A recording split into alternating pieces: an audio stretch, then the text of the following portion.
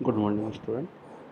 Myself Aryumina, lecturer electronics, Government Polytechnic College, Dausa, Rajasthan. आज के इस वीडियो लेक्चर में हम बुलियन अलजेब्रा के बारे में अध्ययन करेंगे, जो कि computer science BTR board of technical education Rajasthan के डिप्लोमा के छात्र कंप्यूटर साइंस के सेकेंड ईयर के छात्र और इसी प्रकार से इलेक्ट्रॉनिक्स के सेकेंड ईयर के छात्र के सब्जेक्ट कोड CS 205, EL 205 और और इलेक्ट्रिकल के भी कुछ पार्ट के लिए ये उपयोगी है। तो आप मतलब इन तीनों ब्रांचों के स्टूडेंट इसको पढ़ सकते हैं और ये काफ़ी अच्छा टॉपिक है और ये अपने डिजिटल इलेक्ट्रॉनिक्स में बेसिक बिल्डिंग, ठीक है। तो जैसे कि आपने गणित में 10वीं तक तो सब लोगों ने पढ़ा हुआ है अलजेब्रा के बारे में, तो उसी प्रकार से यहाँ पे हम जो डिजिटल में पढ़ते हैं वो एक बुलियन अलजेब्रा पढ़ते हैं। ये बुलियन अलजेब्रा भी एक तरीके की मैथमेटिक्स है, लेकिन ये डिजिटल के लिए मैथमेटिक्स है। तो पहले तो मैं इसमें बुलियन अलजेब्रा वर्सेज जो हमारी नॉर्मल बीजगणित होती है उनके बीच में डिफरेंस के बारे में अध्ययन करेंगे। तो नॉर्मल अलजेब्रा होती है तो उसका उपयोग तो हम दैनिक जीवन में व्यापक रूप से किया जाता है, ठीक है।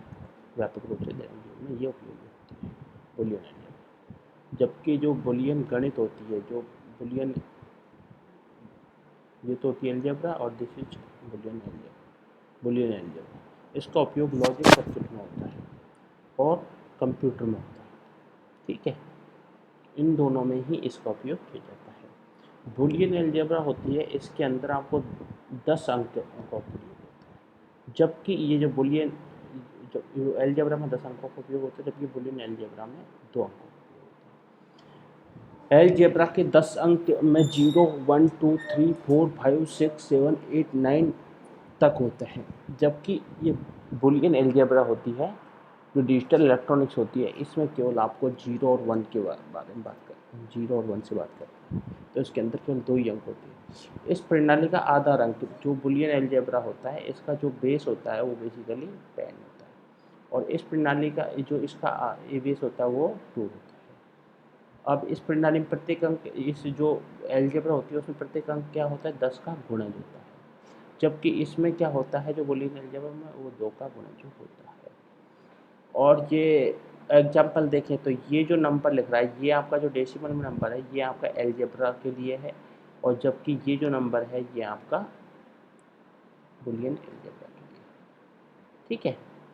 तो इस प्रकार से ये डिफरेंस है, ये आपके एग्जाम में क्वेश्चन आते हैं, क्वेश्चन से लिया हो गया पार्ट है। तो इसमें डिफरेंस आता है कि अलजेब्रा वर्सेज बुलियन अलजेब्रा में डिफरेंस करो, तो आपको ये 5 पॉइंट लिखने हैं, ठीक है। अब इसके बाद में हम क्या करेंगे, जो बुलियन एक्सप्रेशन, जो बेसिकली जो बुलियन एक्सप्रेशन होता है उसको बुलियन एक्सप्रेशन से बुलियन लॉजिक एक्सप्रेशन की बुलियन एक्सप्रेशन होता है। बुलियन एक्सप्रेशन क्या होता है, जैसे बुलियन अलजेब्रा में यदि किसी चीज़ को रिप्रेजेंट करना हो तो उसके लिए हमें एक एक्सप्रेशन का प्रयोग किया जाता है जिसे हम बोलते हैं बुलियन एक्सप्रेशन।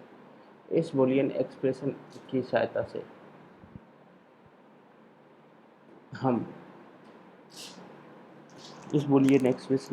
से हम बुलियन अलजेब्रा के जो कार्य होते हैं उनको रिप्रेजेंट करते हैं।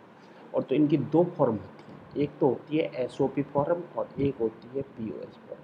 ये बहुत इंपॉर्टेंट है, SOP फॉर्म और POS फॉर्म, SOP और दूसरी POS फॉर्म। इनको आप एग्जाम्पल आएंगे ना तब अच्छा समझ में आएगा। POS फॉर्म, तो अब देखो ये SOP फॉर्म वो क्या होती है। SOP का मतलब होता है सम ऑफ प्रोडक्ट, और POS का मतलब होता है product of sum. Sum of product, इसको पढ़ने का तरीका ये है कि आप इसको उल्टा पढ़ें, मतलब प्रोडक्ट ऑफ सम, मतलब आप इस डायरेक्शन से यूज जाए, ठीक है। प्रोडक्ट ऑफ सम, और इसको पढ़ें आप सम ऑफ प्रोडक्ट, ठीक है, सम ऑफ प्रोडक्ट। तो इसको रिप्रेजेंट करते हैं, अपन इस टाइप से, ठीक है। अब देखो इसमें क्या चक्कर है।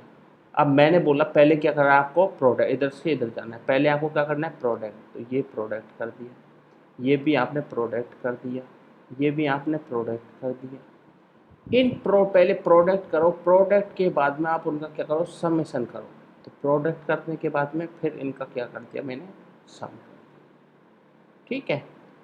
अब प्रोडक्ट टर्म होती है, तो प्रोडक्ट करने के लिए अपन बुलियन अलजेब्रा में किसका प्रयोग करते हैं, हम एंड गेट का उपयोग करते हैं।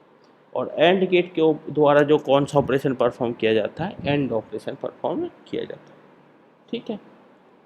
तो इस वाले जो होते हैं, ये क्या नाम है, ये एसओपी, तो इसमें पहले आती है प्रोडक्ट टर्म, फिर आती है आपकी सम टर्म, फिर आती है आपकी सम टर्म। ठीक है। तो प्रोडक्ट टर्म को करने के लिए मेरे पास में पहले एंड ऑपरेशन आएगा, जबकि सम टर्म को करने के लिए मेरे पास में और ऑपरेशन आएगा। तो इस प्रकार से ये आपका एसओपी हो गया। अब पीओएस, पीओएस में क्या होता है, product of sum, product of sum. इसमें पहले क्या आती है, पहले तो हम करते हैं समेशन करते हैं, फिर करते हैं हम प्रोडक्ट करते हैं। तो समेशन के लिए जो सम टर्म होती है, उसके लिए मुझे क्या करना पड़ेगा, उसके लिए मुझे और ऑपरेशन करने पड़ेगा, और ऑपरेशन करने के लिए मुझे क्या करना पड़ेगा, और गेट का उपयोग करना पड़ेगा। तो इसमें पहले मैं और ऑपरेशन करता हूँ। देखो अब यहाँ पे ये गलत लिख दिया, इसको थोड़ा ध्यान रख लेना। इस जगह पे यहाँ पे a प्लस बी प्लस सी है, ठीक है, और यहाँ पे ये सब ठीक है। तो पहले मैंने इसमें क्या करा, पहले इसमें एडिशन किया, मतलब और ऑपरेशन किया, फिर मैंने प्रोडक्ट किया। तो इसको बोलते हैं पर प्रोडक्ट ऑफ सम। ठीक है, बस इतना याद रख लेना। दो फॉर्म होती है, एक होती है एसओपी, दूसरी होती है पीओएस। एसओपी को बोलते हैं सम ऑफ प्रोडक्ट और पीओएस को बोलते हैं प्रोडक्ट ऑफ सम। लेकिन प्रैक्टिकली इनको देखने के लिए, इनको समझने के लिए हमें इसको उल्टा पढ़ना पड़ेगा। उल्टा पढ़ने का मतलब है कि पीछे से हम इसे पढ़ेंगे। तो जैसे सम ऑफ प्रोडक्ट है, उसको product of sum. Product of sum का आशय है कि पहले मैं प्रोडक्ट करूंगा, उसके बाद उनका समेशन करूंगा। प्रोडक्ट करने के लिए मुझे पहले क्या कौन सा ऑपरेशन करना पड़ेगा, प्रोडक्ट मतलब मल्टीप्लिकेशन है। मल्टीप्लिकेशन करने के लिए मुझे सबसे पहले एंड ऑपरेशन करना पड़ेगा, और एंड ऑपरेशन को करने के लिए मुझे एंड गेट की जरूरत पड़ेगी। और सम ऑपरेशन को करने के लिए मुझे और गेट का प्रयोग करना पड़ेगा, और गेट का उपयोग करना, फिर मैं इसमें और ऑपरेशन करूँगा। तो इसमें तो होता है पहले प्रोडक्ट टर्म में, फिर होती है आपकी सम टर्म। पीओएस में होता है आपका पहले समेशन वाले टर्म, फिर आपकी होती है प्रोडक्ट टर्म। ठीक है। इस प्रकार से ये आपका एसओपी और पीओएस है, मतलब शायद आपके समझ में आया होगा। तो अब इसके बाद में हम पढ़ते हैं मिन टर्म और मैक्स टर्म। ये क्या होते हैं भाई, ये देखना है। तो देखो मिन टर्म और मैक्स टर्म, इनको देखने के लिए सबसे पहले मैं आपको ये चार्ट समझाऊंगा, उसके बाद ये थ्योरी समझाऊंगा आपको। ठीक है। तो पहले चार्ट देखो, पहले आप चार्ट देखोगे मिन टर्म का। किसका, मिन टर्म। तो सबसे बड़ी बात तो ये है कि मिन टर्म होती है, इनको मैं स्मॉल एम से डिनोट करता हूँ। ठीक है, स्मॉल एम से। अब मैं एम की साइड में यहाँ पे यदि मैं आई लगा देता हूँ, आई, तो इसका मतलब ये होगा कि आई की वैल्यू 0 1 2 3 4 5 6 7 8 9 10 कितना भी हो सकता है। तो एम की वैल्यू एम जीरो से लेकर, स्मॉल एम जीरो से लेकर कहीं तक भी जा सकती है। ठीक है। अब दूसरी बात, इसमें दूसरी बात देखो, मैक्स टर्म होता है, इसको मैं कैपिटल एम से डिनोट करता हूँ, कैपिटल एम से। और इसको भी मुझे डिनोट करने के लिए बहुत सारे एम लिखने के लिए इसके नीचे मैंने आई लगा दिया। ठीक है। तो इसको आई लगाने पर क्या हुआ, ये M0 M1 M2 M3 M4 M5 M6 7 8 है, ये कहीं तक भी जा सकता है। ठीक है, ये हो गया आपका मैक्स टर्म। अब दूसरी बात देखो,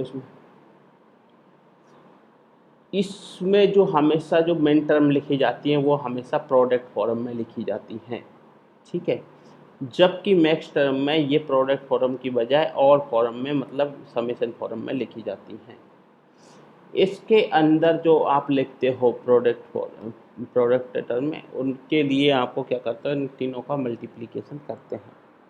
और मल्टीप्लिकेशन करते वक्त जो जीरो होता है उसके करस्पॉन्डिंग आप कॉम्प्लीमेंट फॉर्म में, और 1 होता है उसके करस्पॉन्डिंग आप नॉन कॉम्प्लीमेंट फॉर्म में लिखते हैं। इसमें भी ये वाला जो होता है मैक्स टर्म, तो इसमें आप क्या करते हो, इन तीनों का और ऑपरेशन करते हो। ठीक है। और ऑपरेशन इस टाइप से करते हो कि मतलब इन तीनों का समेशन जीरो आए। ठीक है, यहाँ तक आ गई होगी बात, समझो। अब नई बात सुनो, इसमें जैसे ये जो मिन टर्म होती है, इनकी जो रेंज है कि वो 0 से लेकर 3 तक जाएगी, 0 से लेकर 7 तक जाएगी, 0 से लेकर 15 तक जाएगी, 0 से लेकर और आगे तक जाएगी, तो वो डिपेंड करता है इसके वेरिएबल पर। वेरिएबल जैसे यहाँ पे 3 वेरिएबल हैं, तो चूंकि ये 3 वेरिएबल हैं, तो 3 वेरिएबल का मतलब क्या हुआ, 0 0 0। तो 3 वेरिएबल का मतलब हुआ ए बार, बी बार और सी बार। ये हो गया मिनट, ए बार और बी बार और सी बार। तो इसके अंदर तीनों जो वेरिएबल हैं, ये तीनों जो वेरिएबल हैं, इन तीनों वेरिएबल के कारण इस पे कितने इसके कॉम्बिनेशन बन सकते हैं, 2 की पावर 3 माइनस 1। तो ये कितने बनेंगे, 7।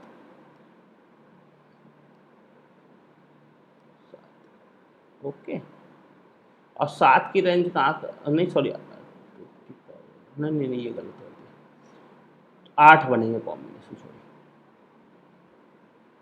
8 कॉम्बिनेशन बनेंगे, 8 कॉम्बिनेशन बनेंगे। और 8 कॉम्बिनेशन की रेंज कहाँ से कहाँ तक रहेगी, 8 कॉम्बिनेशन की रेंज रहेगी आपकी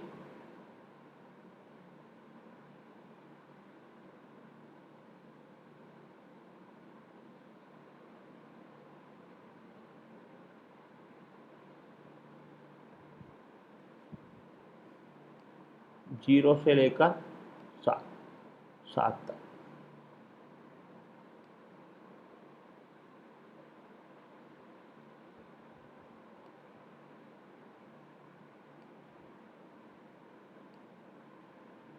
जीरो से लेकर 7 तक, ठीक है, 0 1 2 3 4 5 और 6 है और 7, ठीक है। तो ये 0 से लेकर 7 तक।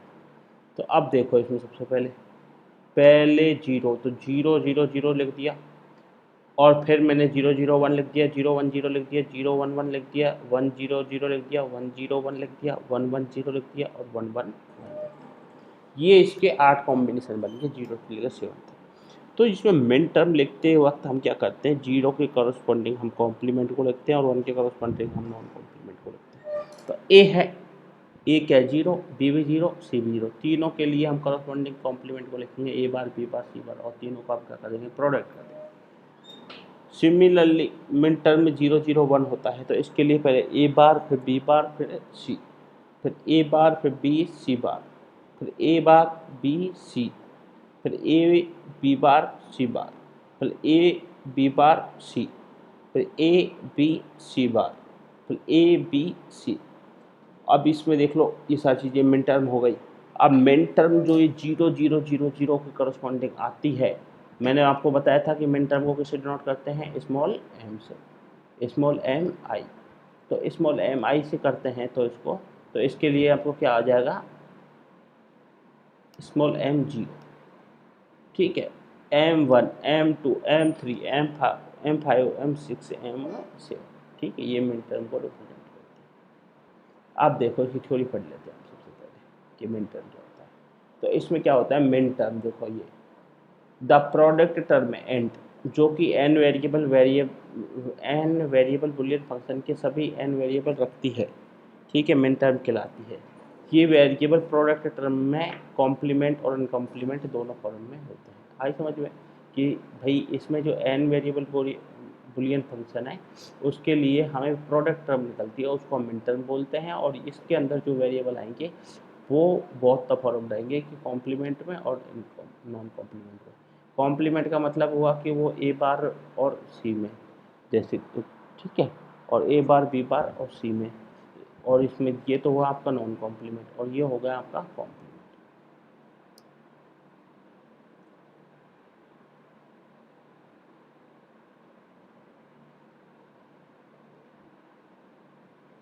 कॉम्प्लीमेंट और इनकॉम्प्लीमेंट दोनों फॉर्म में हो सकते हैं, ठीक है। एन वेरिएबल फंक्शन में 2 की पावर एन कॉम्बिनेशन संभव है। जैसे कि एक 2 वेरिएबल फंक्शन है, फंक्शन के 2 वेरिएबल फंक्शन है, तो 2 वेरिएबल फंक्शन के लिए 2 की पावर एन बराबर 2 की पावर 2 बराबर 4 कॉम्बिनेशन आएंगे, A bar, B bar, A bar B, A B bar तथा ए बी। ठीक है। इसी प्रकार 3 के वेरिएबल के लिए 8 आएंगे। तो मैंने आपको बताया कि जितने वेरिएबल होंगे उसके हिसाब से उनकी रेंज चेंज हो जाएगी और वेरिएबल की संख्या अलग अलग आएगी। तो ये प्रोडक्ट टर्म आ गई। इन्हें स्टैंडर्ड प्रोडक्ट भी कहते हैं। इनको जो ये मेन टर्म आती है इनको अपन स्टैंडर्ड प्रोडक्ट भी कहते हैं। 3 वेरिएबल फंक्शन के लिए मेन टर्म ये यहाँ पर दिखाई गई है, यहाँ दिखाई गई है। यदि वेरिएबल अनकॉम्प्लीमेंट फॉर्म में होता है तो इसकी वैल्यू 1 होती है। अनकॉम्प्लीमेंट फॉर्म का मतलब हुआ कि उसकी वैल्यू 1 है। तो ये इसके लिए ये जैसे सी, तो वो अनकॉम्प्लीमेंट फॉर्म वाले को अपन 1 से डिनोट करते हैं, जबकि कॉम्प्लीमेंट फॉर्म वाला होता है उसको मैं किससे डिनोट कर रहा हूँ, 0 से डिनोट कर रहा हूँ। उदाहरण के लिए हम ऊपर दी गई टेबल 6.1 में कॉम्बिनेशन 0 1 1 लेते हैं। ये 0 1 1 ये आपने लिया, तो इसको देखो, इसमें ये तो हुआ आपका कॉम्प्लीमेंट 0 और ये हुआ नॉन कॉम्प्लीमेंट, तो इसको ए बार बी और सी की फॉर्म ले सकते हैं। ठीक है। और ये मेन टर्म होती हैं ये small am not M2 M1 M2 M3 से प्रदर्शित करते हैं। यहाँ ये सब बकवास है, प्रत्यर्थ को हटा देना। ठीक है। अब इसके बाद में मैक्स टर्म देखो, तो मैक्स टर्म में भी सेम ही बात है कि यदि आपके पास 2 वेरिएबल होंगे तो उनके लिए मैक्सिमम। ठीक है, चलो आज की क्लास के लिए इतना ही। नेक्स्ट क्लास में इसके आगे वाले क्वेश्चन पढ़ाएंगे।